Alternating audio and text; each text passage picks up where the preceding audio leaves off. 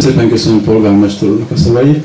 Most pedig Jörgen, Európa Narcononnak a vezetőjét hallgassuk meg.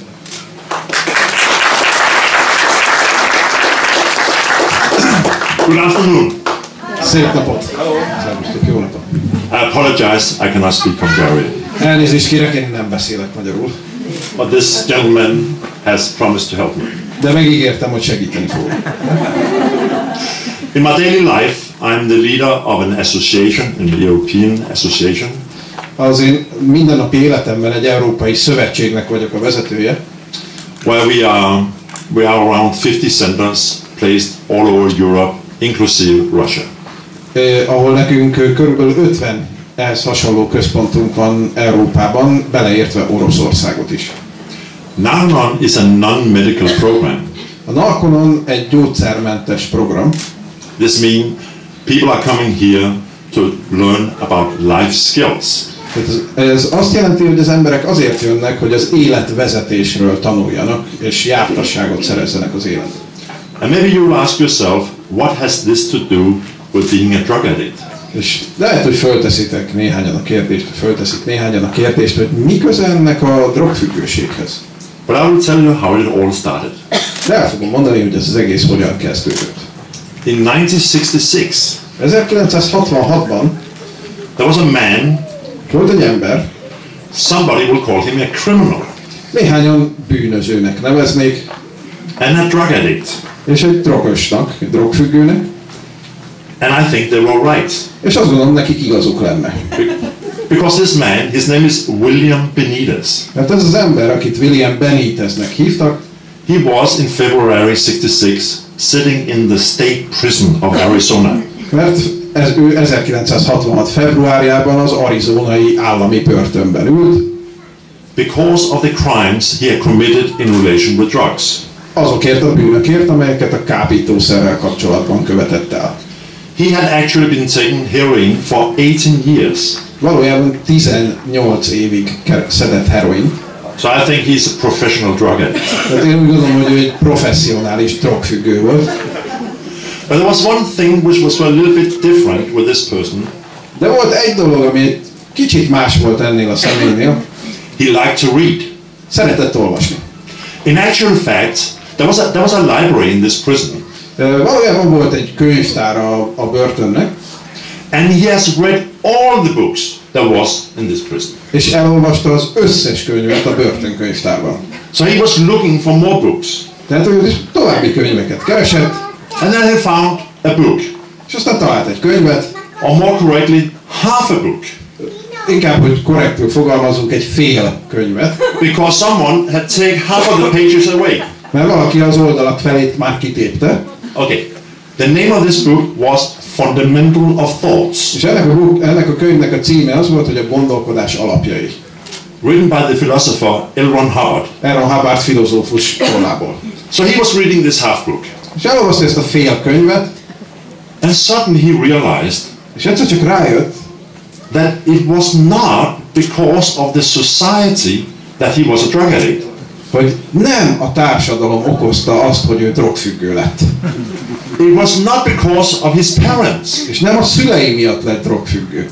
Or the stupid school. Vagy a hülye iskola miatt. And it was also not because there was a defect in his brain. És nem azért, mert az agyában valamilyen elváltozás volt. Or that he was ill. Vagy beteg volt. No.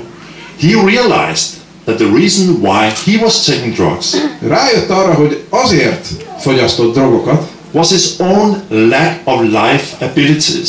Mert hiányában volt az élethez való képességeknek. Abilities to handle the problems of life. Azoknak a képességeknek, amik lehetővé teszik, hogy kezeljük az élet problémáit. I think all of you, sometime in your life, maybe when you was a teenager, was standing in a situation you didn't know how to handle. Talán előfordult mindannyiukkal, hogy talán tínédzserkorban, hogy ott álltak az életben, és egy olyan szituáció volt, amiről nem tudták, hogy fogják kezelni.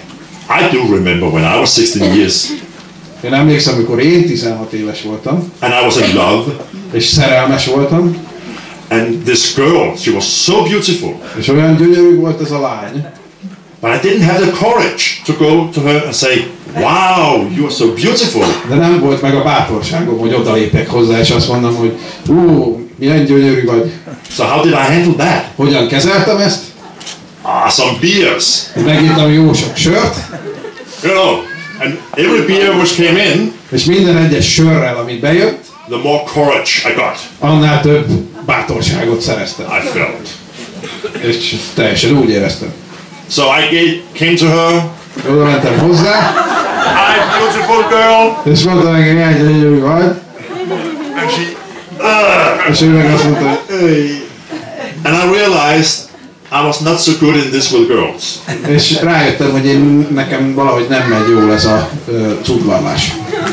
In other words, I was lacking some skills how to handle life problems. Más szavakkal, nekem hiányzott némi jártasság azzal kapcsolatban, hogy hogyan kezeljem az élet bizonyos problémáit.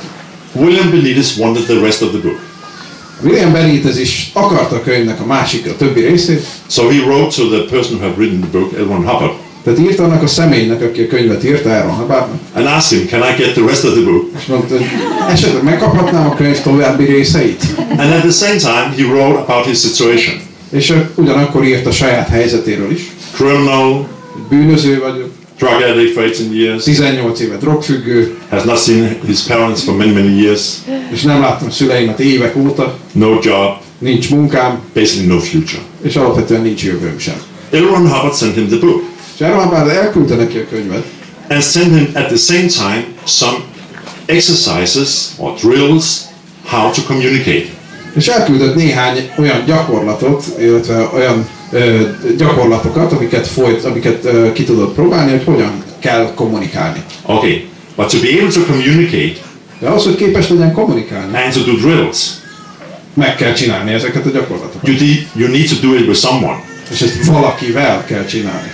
So his cellmate, he was sitting in a cell with two people in, okay? Hát ugye a cella társával, akivel együtt ültek, he told him, you're going to train with me. Azt mondta, hogy velem fogsz képződni, együtt fogunk képződni.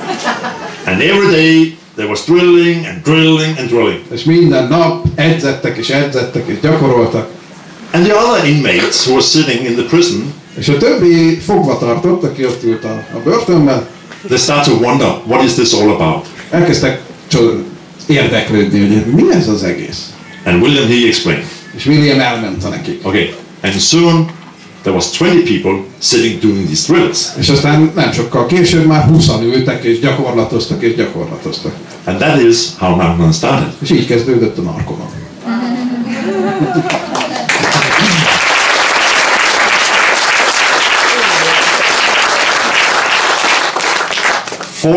Years later, 45 évvel később, we are standing or sitting here. Itt állunk vagy ülünk. In this absolutely beautiful, quiet, nice place. Ezen a teljességgel gyönyörű és csendes helyen. I must admit, when I was driving to here, be kell ismernem, hogy amikor jöttünk erre kocsival, no idea how it was going to look like. Fogalmam sem volt, hogy hova fogok megérkezni és hogy fog kinézni. But you will see when you come inside, okay? És amikor majd bejönnek, látni fogják. It is a beautiful place. Ez egy gyönyörű hely. Here every man and every woman are welcome. Itt minden férfit és minden nőt nagy szeretettel látunk. To come and learn about life skills. Hogy jöjjenek és tanuljanak az élet jártasságairól. Whether you have a drug problem or not.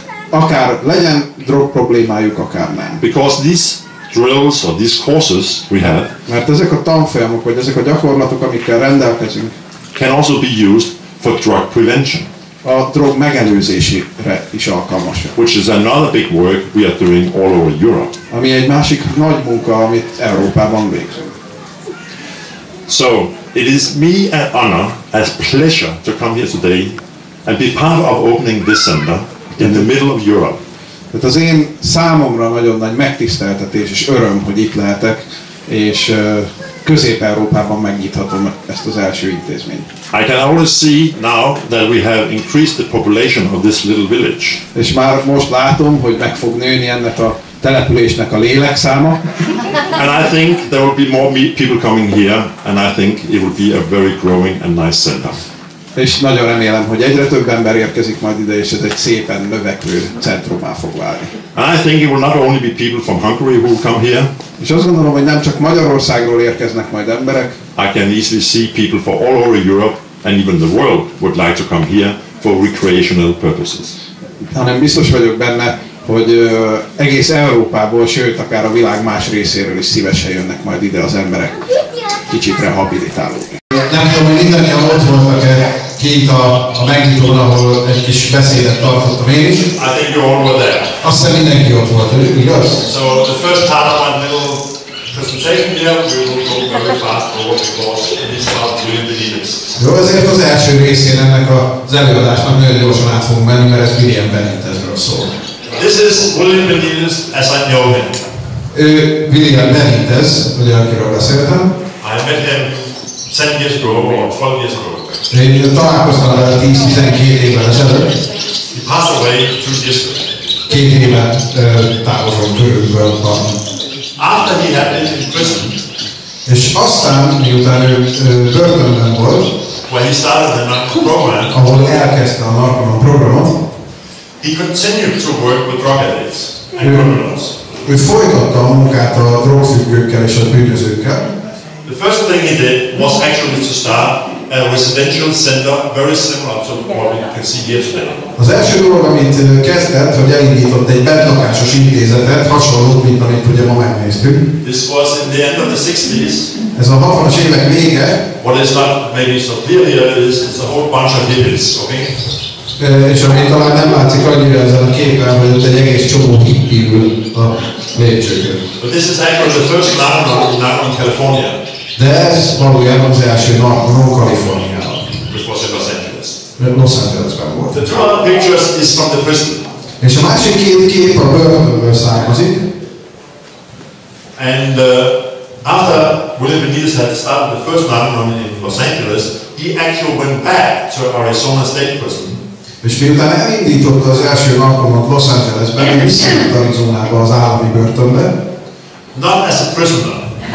De nem mint bűnöző, mint fogvatartott. But because the director of the state prison asked him to come back. Hanem mert a börtön igazgató megkérte őt, hogy jöjjön vissza. To run his courses for the people who was using drugs. És folytassa a tanfolyamait azoknak a fogvatartottaknak, akik droghasználók voltak. All right, that was enough about William Benitez. És akkor ennyit William Benitezről.